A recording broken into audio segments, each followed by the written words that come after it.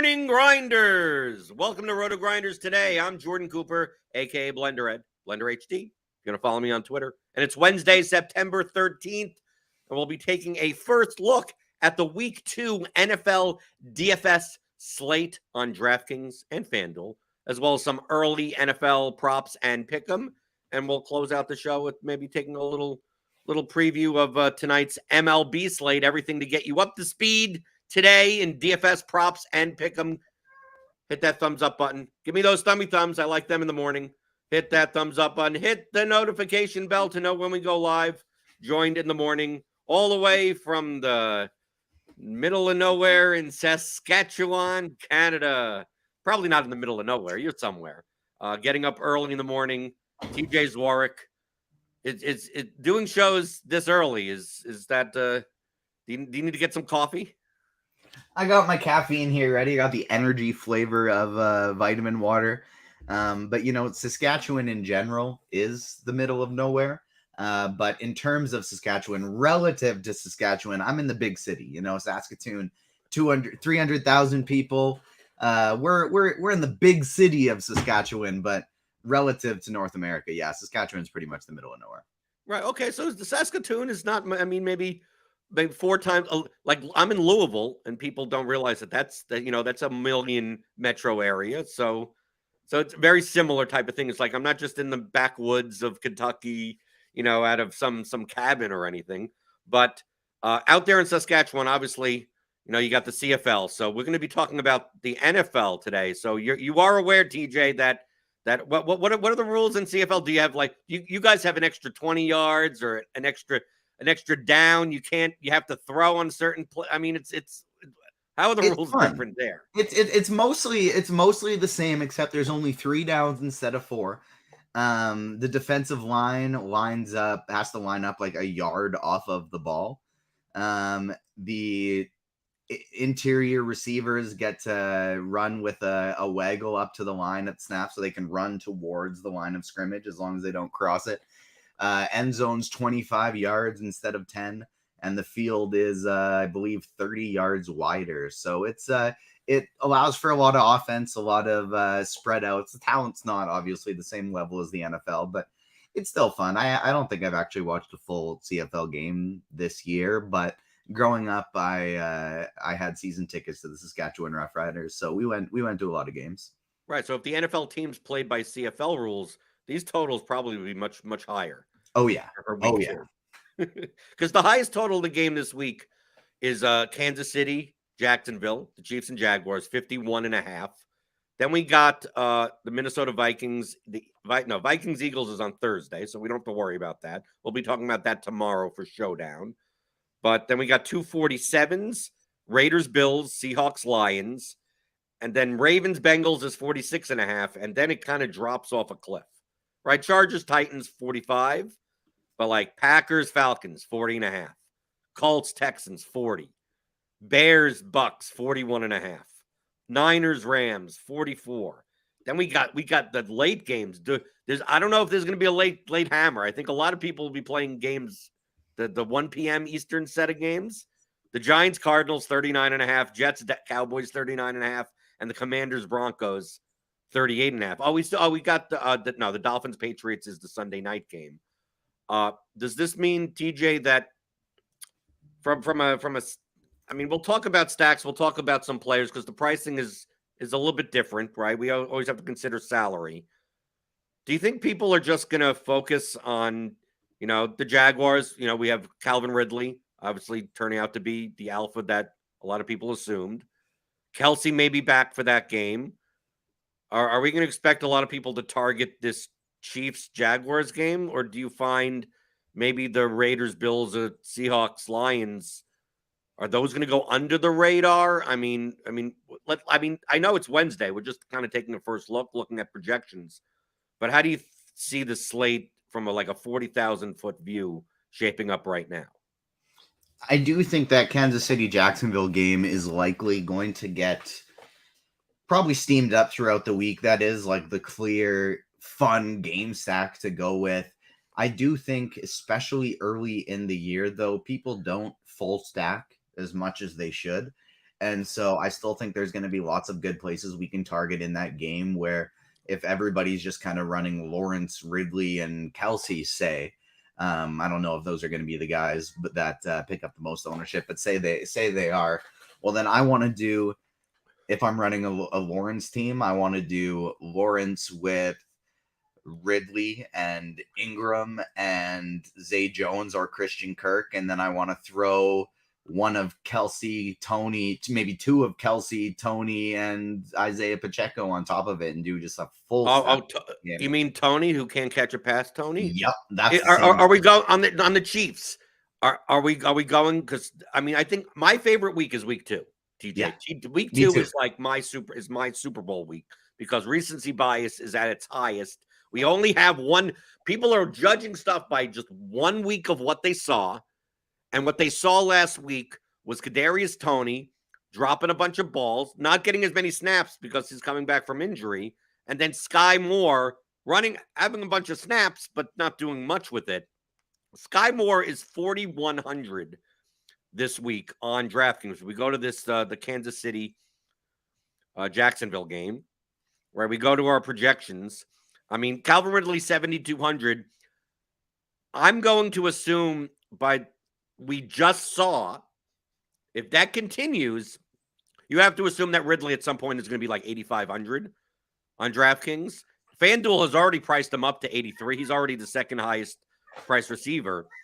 Do you think that maybe that was a little bit too much of an aberration, and maybe we've seen Christian Kirk have big games?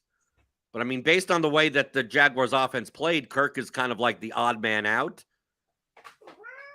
At 5,100, I mean, you didn't mention him. You wanted Zay Jones, you wanted Evan Ingram, but one of Kirk or Jones. One of Kirk or Jones is where I'd be wanting to go there. I don't want to fade Ridley because I do think he's going to be an over 8K receiver the rest of the year.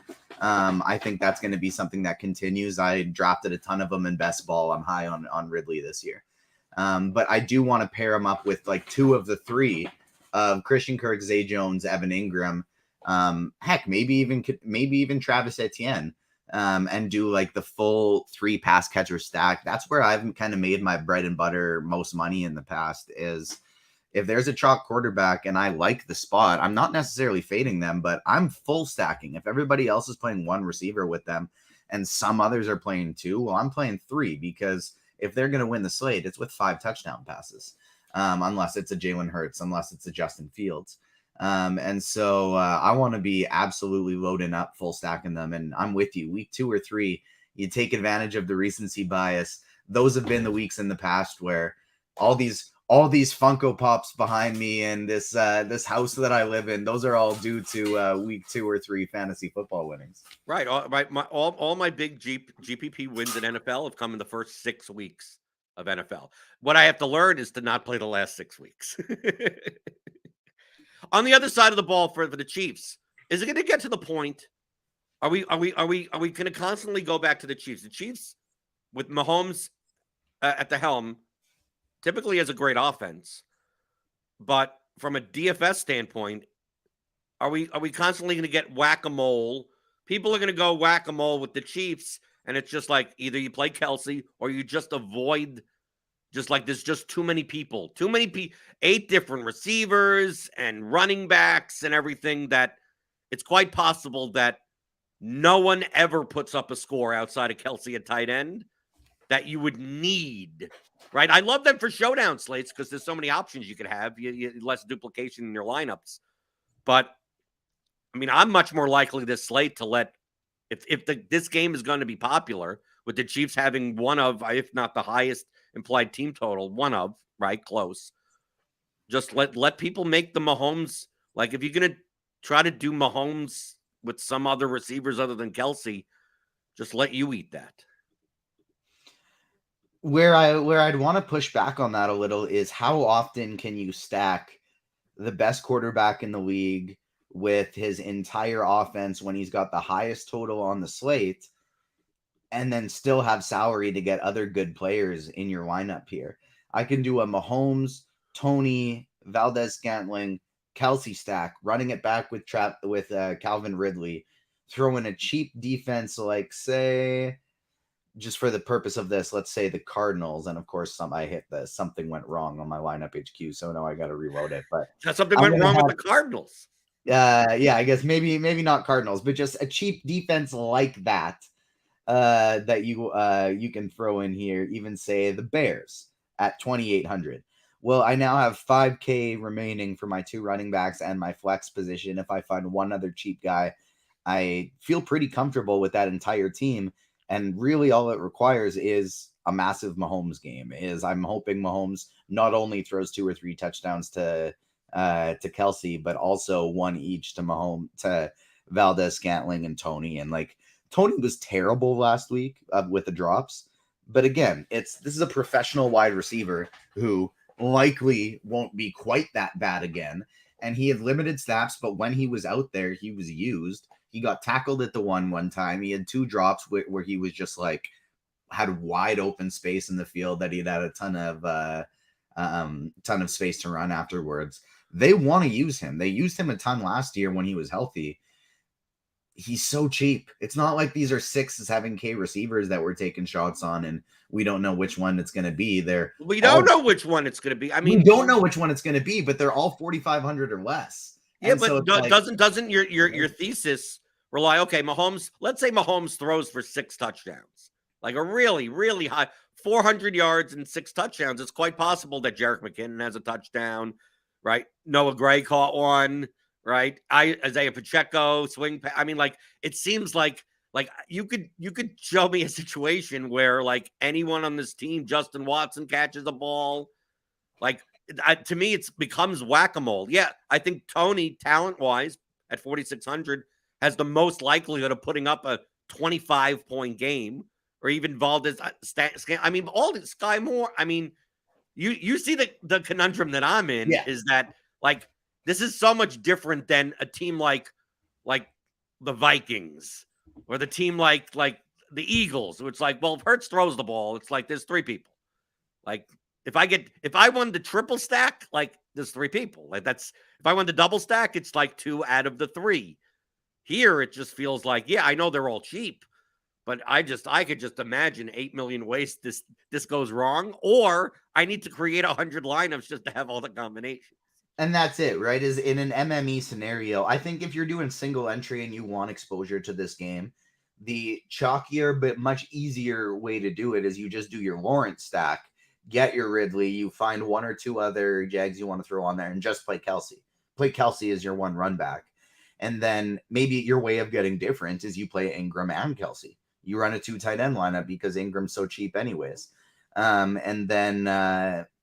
But where I'd like to get a lot of KC exposure is in those MME type builds, where something I'm looking to where I typically do anyways is I'll go and I'll into the player group section of lineup HQ.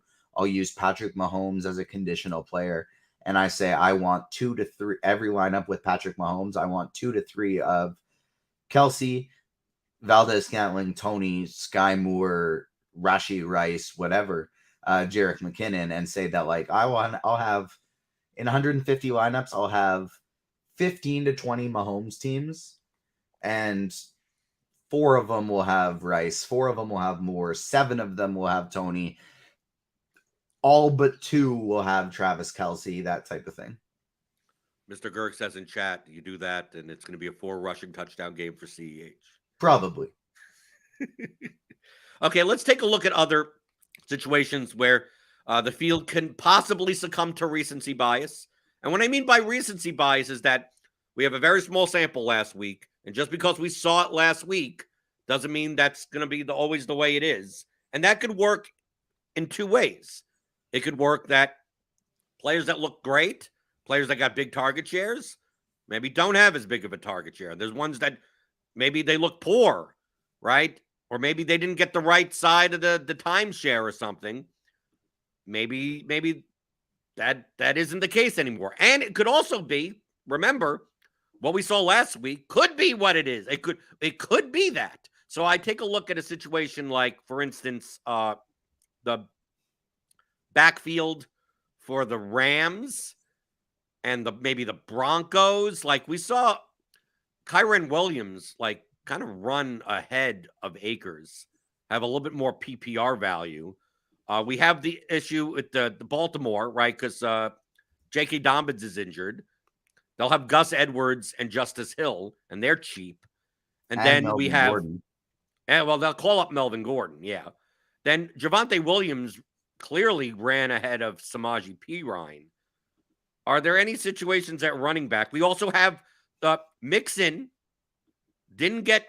I mean, he went full ahead. I mean, Chris Evans was only on the field for 7 snaps, right? So like people were concerned about Mixon's role. Rashad White, I think, had the highest amount of running back snaps, I think, on the entire slate last week. Of course, only got 17 for 39. Didn't do much. The Tampa Bay run offense is not very good. Are there any situations at running back that you're either looking at the first week going, maybe the field is going to think one thing and it's maybe not that way, and which ones are, we saw it once, I think it's going to continue? The one that I think the field is going to go, he kind of sucked, I'm not going to look at anything, I'm not going to look at it again, is Deion Jackson with Indianapolis. Zach Moss probably going to be back for this one, but Evan Hull is going to be out. So it's basically going to be the exact same situation, I think, as the last one. The Colts offense was sputtering outside of Anthony Richardson doing a few crazy things. He got volume, 6 targets, 13 rush attempts. He just didn't go anywhere with it. He fumbled twice. He got tackled at the 1-yard line. This is still going to be, at bare minimum, their third down and passing game back, which makes me like him on DraftKings. Getting very, very little ownership. He's somebody that I'm going to be interested in going back to the well on, even though he completely failed me in the week 1. Another one I'm pretty interested in is A.J. Dillon going up against Atlanta, because Aaron Jones absolutely lit it up, but Aaron Jones also hurt his hamstring in that last game. So if he happens to be out for this one, A.J. Dillon is going to be somebody that I'm looking to get heavily overweight on. The Javonte Williamses and the potential timeshare guys that it went one way but could go the other way, I'm still not sure of. Like Javonte Williams, I don't think he's somebody I'm going to want to go heavily overweight on, but Mixon, White, guys that I do believe that's going to stay accurate and they are going to be the guy in that backfield. I do like that. Mixon kind of disappointed, but I really liked his role, and I'm willing to go back to the well there. How about Kenneth Walker? We saw that he's clearly, I mean, I wouldn't call him the bell cow, but nearly a bell cow, was catching passes out of the backfield. I think he's going to be popular at 5,800 going into the Dome in Detroit, one of the higher team totals on the slate. I mentioned Rashad White. I'm not sure if people may look at the volume. Is it worth playing against the Bears? I'm not sure, but I could see both Walker and White maybe being higher owned than, I don't know, should they or should they not be? I mean, we also have Josh Jacobs, 7,100 against Buffalo. No one likes playing Josh Jacobs. I mean, the public doesn't like playing Josh Jacobs. What do you see on these guys? Because these seem like kind of like the cash game. Like I could see myself playing Walker, Rashad White in my running back slots and like DraftKings double ups. But do you think that Walker still has a firm command, 80+% snap share in this game? And the same thing for Rashad White. I think as long as they're healthy, I do think these guys are going to maintain, like, maybe not 80+% throughout the whole season, but at bare minimum 70+% throughout the whole season. I could see Charbonnet getting a little bit more involved in the passing game as the season goes on. You know, he was still kind of a little bit banged up towards the end of preseason. And so I could see him gradually getting a little more involved, but I do think Walker will have a pretty strong stranglehold of the snaps for Seattle this year, as long as he's healthy. And so I think he's probably one of the first kind of like cash game running backs I'd be putting into my lineup. If he ends up getting 25-ish+%, this goes up throughout the week, then I'll be underweight just because that's a lot. If maybe I'll throw him into some lower owned stacks. And those are the type of lineups that I'll play him in. But without considering ownership, I like Walker a lot. If it gets steamed up, I'm going to have to be strategic about when I use him. Let's talk about some wide receivers. I think 2 rookies may be a little bit popular this week on DraftKings. Currently, we have them on our preliminary projected ownership. All these projections, all these ownerships, all these everything, all the tools, lineup HQ, you could get being a premium member here at RotoGrinders. Click on that link on the description. Get $10 off your first month. Zay Flowers for the Ravens. Is that target? I mean, I think we could both say that he's not going to have a 45% target share for the whole season. But if Mark Andrews is back, is that going to greatly affect, especially with the new Todd Monken defense, that offense? Because we saw Isaiah Likely. It's not like he didn't do much. Do you think? I think from a talent standpoint, Zay Flowers looks great. But do you think people are going to overvalue? I know $5K seems pretty cheap, even if he has like a 28% target share. Do you think against Cincinnati that with Andrews back, assuming he comes back, do you think people will overvalue, the Flowers, 45% target share in the first game? I do think, yes, that it likely gets overvalued. Especially if Mark Andrews is back. If Mark Andrews happens to be out again, I think Zay Flowers is a fantastic play, and then ownership would be the only reason you don't consider him. But if Andrews is back, I would want to wait and see. I don't feel confident enough about that, especially at that projected ownership, that he's still going to get that many targets. I think he's going to be the number 1 wide receiver for this team all year, but who knows what that is going to mean when Mark Andrews is back, when he's the one getting all the targets and they're still running the ball 20 times a game with various running backs, Jackson 10 times a game.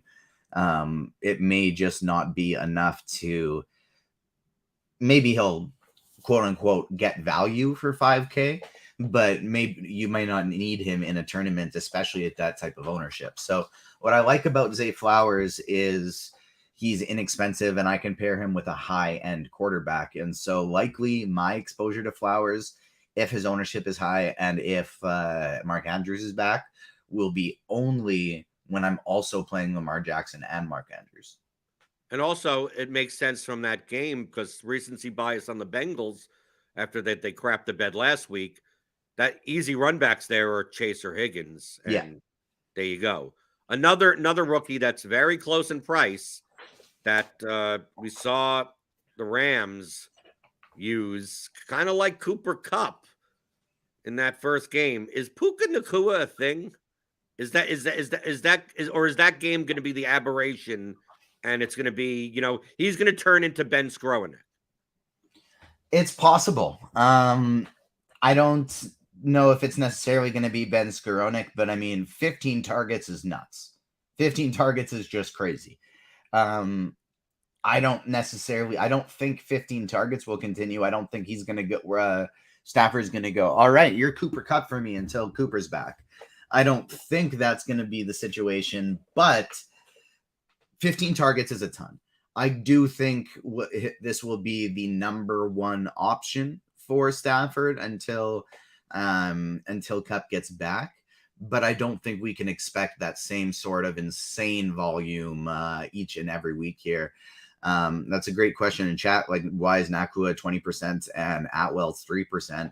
Because of recency bias and because he got 15 freaking targets last game, and that's a lot. Whereas Atwell, he got 8. That's still good. And so I feel like that's just a great 1-for-1 tournament pivot if you want to do that. But again, I don't think it's crazy in this spot to do something like, well, San Francisco's defense tough, but the Rams are a big underdog in this one. They're probably going to have to throw a lot. Why don't I try and play Stafford with Nacua, with Atwell, and with Higbee? They're all cheap, and then I'll get to play any expensive running backs and receivers I want with them. Right, and you could run that back with Ayuk or Debo or McCaffrey or any one of those guys. I think the difference between Puka Nakua, is that how you pronounce it? Nakua, uh, is that I think Nakua and Higbee are more negatively correlated to each other because we didn't see much out of Higbee last week. Mm-hmm. It's primarily due to what the strengths of the receivers are because Puka Nakua is like 6'2", Puka Nakua is more like Cooper Kupp, right? Higbee and Atwell's like, Atwell's like 5'7", he's a Deshaun Little skinny Jackson, guy. Yeah. right? He's a little speed guy, right? Type of thing. So the root tree for these guys are completely different. So obviously in a PPR scoring environment, you'd much rather play kind of the possession 11 A dot guy that may get, 8 to 10 targets than, obviously ceiling is there for the, 16 A dot guy that, gets only 6 or 7. And then also, like JWH says, if you throw what happened week 1, Higbee and Van Jefferson at 2% ownership is probably an even sweeter option.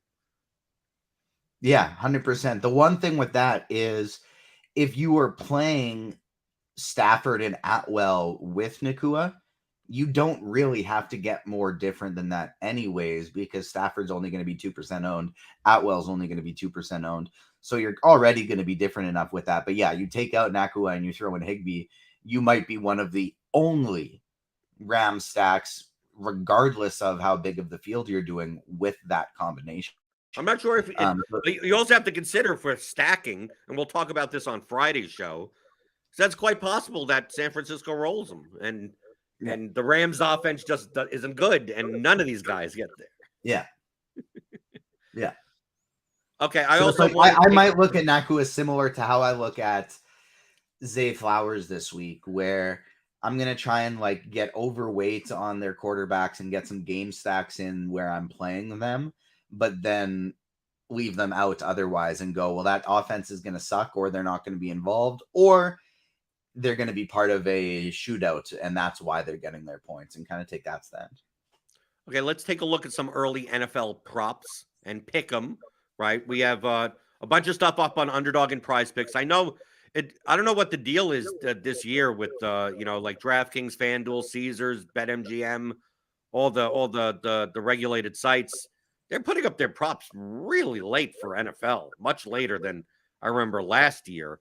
But Underdog and Prize Picks do have them up, and I know TJ that you have a couple of articles coming out.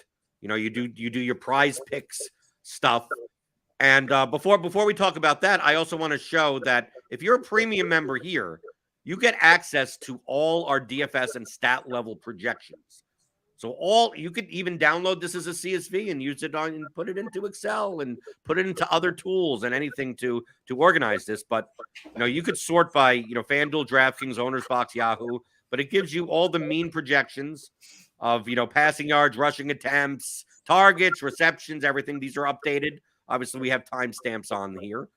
Now, you could just take these columns and then compare them, right, properly, right? You have to convert means into medians and compare them to Underdog and Prize Picks. Or if you're a premium member, you could use our fantasy pick'em tool for Prize Picks and Underdog, right? So this is the 3-step making it easy as possible that we do here at RotoGrinders. So it'll show all of our projections for all the sports and even compare to what is on the sites. So it says like Josh Jacobs rushing yards projected 60. The projection is 65.5. And the projection here on our stat level projections show his rushing yards at 78.65. So based on that projection, it'll show his win percentage is 76.31%. So doing the more on Josh Jacobs right now when it's at 65.5 looks to be potentially plus EV. And to make it even easier for you, right? This feels like an infomercial, right? And there's more. If you're a RotoGrinders premium member, you also get access to our props and pick'em package, which shows all of our expert picks and plays that typically go along with our projections, and not just more. you could actually download the Chrome extension if you have Chrome for Underdog and Prize Picks for RotoGrinders. And you can see here, I have it up on Prize Picks. Our projections will overlay over the squares on Prize Picks. They will go next to the projections on Underdog. So you don't even have to look, right? You don't even have to look at this screen if you don't want to. You could just simply go to Prize Picks in your web browser and look and go compare the numbers. Oh, this number versus that number versus this number. And this is for all the sports that we have statistical projections for. So this works for MLB. This works for NBA. This works for tennis. This works for everything that we have stat level projections. You could get that here. Just download the Chrome extension. You'll have to sign in as a RotoGrinders premium member, right? And you're doing that by clicking on the link in the description, getting $10 off your first month. And it makes it so much easier to go on Underdog and Prize Picks and compare those projections and get the best squares you can. Where do I go to download that Chrome extension if I am a premium member? Well, you could go to the Chrome extension store and search for RotoGrinders. But I mean, I'm assuming there's a link on the site. I'm assuming it's somewhere. I downloaded it so long ago. I don't even know where. Well, that's what I want, specifics. It's probably here somewhere, right? Probably under, probably somewhere. You stumped me. I don't know exactly where you get it, but I think it's all. You have to go to all tools. It's under the tools, right? You go here. There's the come on. It's somewhere. Here you go. Fantasy Pick'em tool for Prize Picks, and it's around here somewhere. All right, I'll do some searching around for it as well. But yeah, like you mentioned, I am going to have some articles for Prize Picks specifically coming out this weekend for Thursday night football, Sunday night football, Sunday night football, for all those evening games, and I'll be taking it one step further. That's how I pick them in my my favorite plays. I look at those RotoGrinders projections, compare them to Prize Picks, and then I take it a step further. I look at the Blitz projections, I compare them to Prize Picks, and I find the ones that the RotoGrinders projections and Blitz projections both agree with, that have the biggest differential from Prize Picks, and those are the ones that and then not always the one for one, the top three. I don't just kind of pick those ones and go. I also mix in a little bit of what I think is going to happen in there, and then I write out my favorite picks for Prize Picks each of the evening games, and you'll be able to find that up on RotoGrinders. And then I also have a weekly quarterback rankings and for season-long fantasy, and a Sunday night football DraftKings and FanDuel showdown slate strategy article. So lots and lots of NFL stuff coming this year.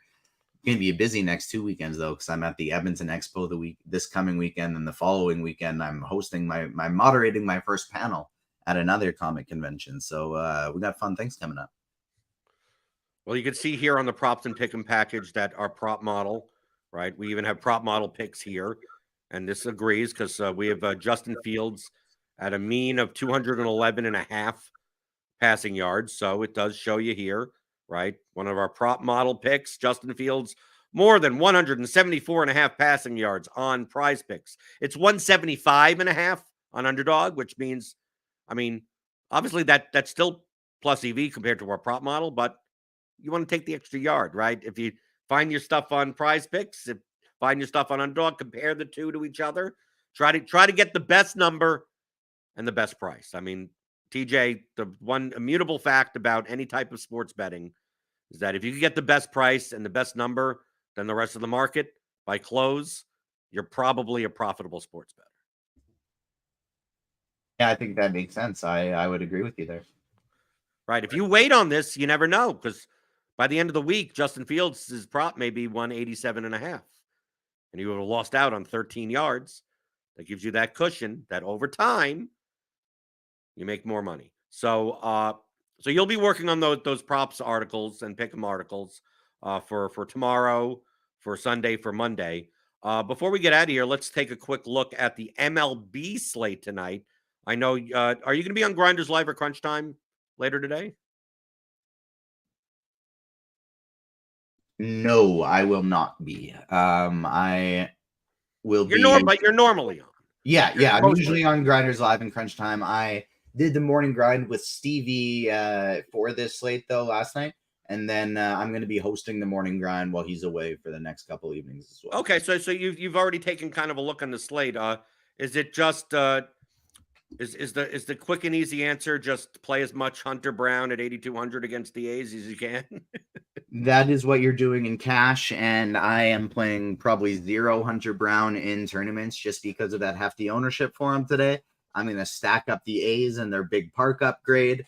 And then pitching in this slate is honestly just gross. Stevie and I were going through it, and it's a lot of high risk, high reward guys, but pretty much across the board, no one is in a good spot. There's great pitchers in tough matchups. There's bad pitchers in good matchups. And it's really going to be one of those days where we're looking at ownership and going, oh, they're high. Okay, we're not playing them. And finding some lower owned guys to go with today, because no one deserves, outside of Hunter Brown. Yeah, he should be the highest owned guy, but he's not without risk. And so it's really one of those days where you can go very off the board, play somebody you're uncomfortable with simply because they have low ownership and you like how your bats look. Also, it doesn't look like the type of slate where there may be pitchers that even score like 20 plus points on DraftKings, because a lot of these pitchers are in like pitch count situations where, like, how many pitches is Joey Lucchesi? Not a lot of these pitchers like aren't going to pitch 100 pitches. Alec March ain't going to pitch 100 pitches. Tanner Houck ain't going to pitch 100 pitches. Braxton Garrett ain't going to pitch 100 pitches. It's like Zach Allen could, Hunter Brown could. Clevenger is not going to pitch 100 pitches, right? Clark Schmidt ain't going to pitch. That Snell can, but will have 7 walks in the process. It'll be the 4th inning. So I see, like, from a ceiling perspective, like, I'm not sure if you want to play like a cheap pitcher. I don't know if the opportunity cost is that ridiculous, because it may be the slate where if you could combine for 30 points between both pitching slots on DraftKings, like, dude, just get the right stack and you're probably good. Big time. And like Joey Lucchesi could absolutely get you there. Tanner Houck facing a watered down Yankees lineup could get you there, as gross as that feels.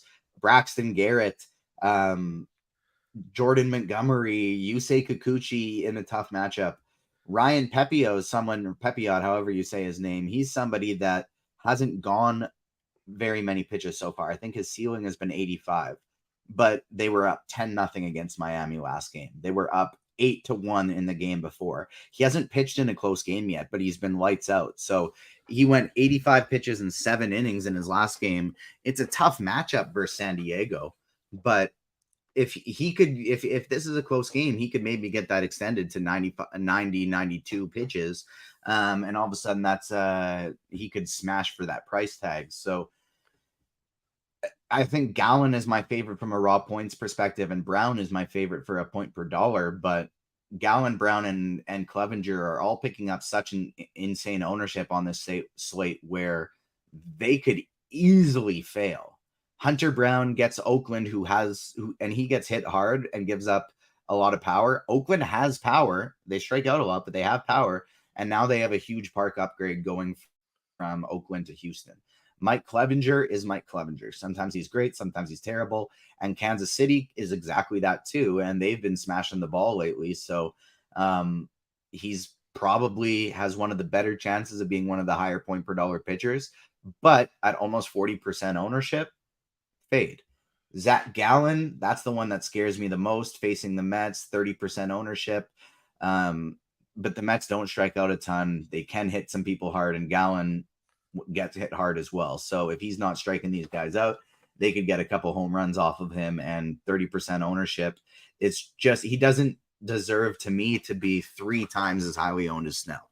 Snell, it's scary against the Dodgers, but it doesn't matter who he's playing when he's on. He probably has a higher ceiling than Gallen, lower floor, but a higher ceiling. And he's coming in at a third of the ownership. And it's the same with Clevenger and Hunter Brown. You can play Kikuchi, you can play Braxton Garrett, Pepiot, players with similar upside at similar prices at absolute fractions of the ownership. How about stack wise? What stacks are you looking at today? Boston, Houston, The White Sox, the Dodgers are 4 teams that kind of stand out for me early. And then just like from a raw points perspective, and then Oakland at low ownership going up against Hunter Brown, big park upgrade. They're going to be kind of like my favorite tournament stack to take advantage of. That sounds like my type of play of like stack against the highest owned pitcher. That isn't the great, like, I don't stack against Strider or anyone like that, but like if Hunter Brown is like the best pitcher on the slate, like, dude, I don't mind playing bats against Hunter Brown. If no one's going to do it, why not? And if I was running like a 3 lineup type scenario, I'd definitely have one Oakland full stack. I'd have a Dodgers full stack against Snell, but then Snell would also probably be the pitcher in my Oakland stack lineup. And then I don't know what I would do yet for the third one. I just know I'd want to have one going against Snell and then one lineup with Snell, and that I'd probably be going to cheap Oakland bats to make that happen, and then running a more expensive mini stack like Houston or Boston and get like Cassis and Devers alongside them. Do you have any MLB stuff for Prize Picks or Underdog today? No, haven't looked at any pick'em stuff for that yet, but I have. I get them early. I get some of this stuff early. So as of right now, if you compare the bat, I do very similar to you, like comparing the plate IQ projections and the bat projections, just like our NFL projections and the blitz projections. So I use like a combination approach, see what they both kind of agree with, at least directionally. And as of right now on Prize Picks, these are ones that I have, right? So it's not me just telling you like, oh, here's what I have. Eduardo Rodriguez over 5 strikeouts. He's projected for nearly 6 on both projection sources. Joey Lucchesi over 3.5. That's the first one that stood out for me as I just pulled it up too. I'm going to expect, based on both projection systems, that at some point that number is going to come up to 4, right? Because you know, if you've been playing Prize Picks on Underdog, typically same thing in any type of sports betting. If you make a pick, a wager, right, anything, a square, anywhere, and by the time 3 hours later it's moved in your favor, you're probably good. If it's moved against you, you probably did something wrong. So like getting these numbers early, getting the best number, the best price. So I'm going to expect, especially on these halves, Prize Picks and Underdog, they don't mind setting, when the line is kind of like, oh, okay, we'll set it at 6, because then they get a ton of pushes. They don't have to worry about their risk on the 6.5 or the 5.5. So a lot of times, like Eduardo Rodriguez over 5 may not go to 5.5, right? I'm hoping it does, right? And I get it at 5. But Lucchesi, the half ones, if you see an edge on some half ones, one that the plate IQ disagrees a little bit than the bat is Christopher Sanchez. I have the under 4.5 strikeouts against the Braves. Obviously, the Braves can strike out, but also they could obviously knock a pitcher out in 2.5 innings, right? So the bat is typically lower on Christopher Sanchez than plate IQ, but I do have the under 4.5 there as well. And obviously, all of our Prize Picks, Underdog, sports bets, everything in our props and pick'em package here at RotoGrinders. You see all these PGA, NHL, NASCAR, college football. You see all the tabs up here. You could just get that if you want. If you don't even want to deal, you're done with DFS. I'm sick of DFS. I'm sick of picking which Chiefs receiver is going to catch the touchdown in showdown, right? And you're just sick of it, and you just want to do props and pick them. Well, we allow you to do that. Obviously, a little bit cheaper, but we'd love to have the combo premium. Gets you everything.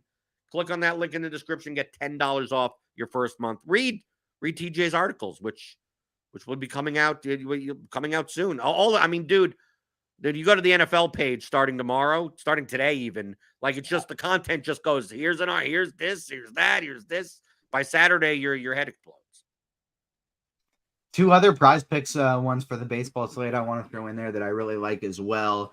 Rafael Devers, more than 1.5 total bases, and Nolan Jones in Coors against Jamison Taillon, terrible against lefties, over 1.5 bases as well.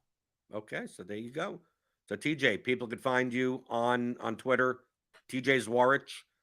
At TJ_Zwarych5 ZWARYCH. I'm basically exclusively posting about fantasy sports and sports betting. My RotoGrinders content. There it is on the screen right there. There. But you also tweet about comic books and stuff. And movies and TV. Right. So I run a website called Agents of Fandom where we cover movies, TV, comics, gaming, anime, all that fun stuff. And I'm straight from this going to write a review on the latest episode of Ahsoka on Disney Plus, the new Star Wars show. And then I got a lot of comic expos and conventions coming up. I got Edmonton, Saskatchewan, and then New York Comic Con coming up in October. Ooh. But you're down to show up at 11 in the morning Eastern for some of these shows to help me out in the morning, yeah. right? Right. There's the new format here. Used to be the pregame show. I used to answer a ton of more questions from the chat, repeat myself a lot of the time. But now we get you started in the morning, right? This is kind of like the morning grind, but it's kind of like, what are people thinking about today? And when NFL is happening, right? It doesn't matter, right? It could be Wednesday. People are still thinking about building their lineups for week 2, the biggest contest there. But we got MLB today. We got Grinders Live later today for MLB. Crunch Time to Follow is presented by FanDuel. That's free. So click on that, subscribe to the channel. Click on the notification bell. You'll always know when the new live shows and new content comes out on the YouTube channel. So for TJ, I'm Jordan Cooper, a.k.a. BlenderHD. And I'll see you tomorrow, right? Monday through Friday, I'm here. 11 o'clock in the morning, Eastern, on RotoGrinders Today.